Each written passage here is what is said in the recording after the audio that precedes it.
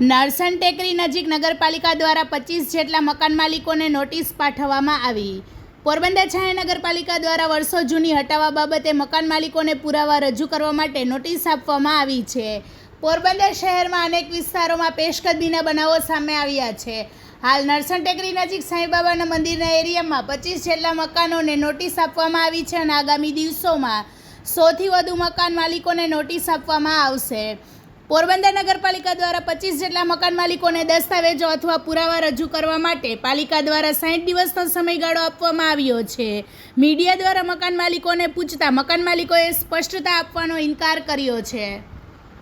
પોરબંદર છાયા નગરપાલિકા વિસ્તારમાં જે હમણાં અતિવૃષ્ટિ થઈ હતી ત્યારે જે પાણીનું વહેણ છે જ્યાં અટકતું હોય તે બાબતે અમે અમારું ધ્યાન પડેલ હતું.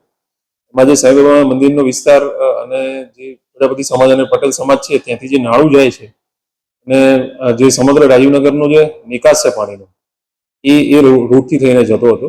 પણ અમારું ધ્યાન એવું પડ્યું હતું કે અહીંયા બધા અવરોધ ઊભો થયેલો છે અને દબાણ થયેલું છે. ત્યાં અત્યારે અમે 25 જેટલી નોટિસો અત્યારે હાલમાં બજવણી કરેલ છે અને લગભગ 100થી વધુ નોટિસોની બજવણી અમે હવે ટૂંક સમયમાં પૂરી કરશું.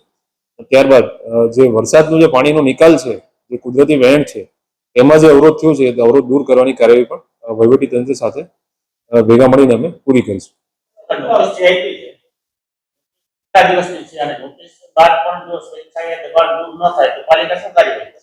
હાલમાં જ અમે નોટિસ આપી છે એમાં 7 દિવસમાં એમણે આધાર પુરાવા રજૂ કરવા માટે અમે જાણ કરી છે અને જો તે રજૂ ના કરે તો તેમને 60 દિવસ જેટલી મુદ્દત અમે આપેલ છે કે તે સ્વખર્ચે બાંધકામ છે જે ગેરકાયદેસર દૂર કરે અને જે તેમ છતાં એ દૂર નહીં કરે તેઓ બાંધકામ જે પણ ગેરકાયદેસર છે તો જે પાણીનું વહેણ છે એ અવરોધાય નહીં તેને ધ્યાનમાં રાખીને અમે વહીવટી તંત્ર સાથે મળીને આ દબાણો દૂર કરવાની કાર્યવાહી હાથ ધરીશું.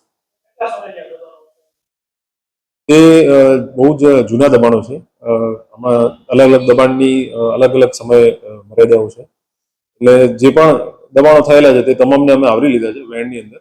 તમામ ઉપર જે પ્રમાણે જરૂરિયાત જણાશે એ પ્રમાણે કાર્યવાહી કરીશું.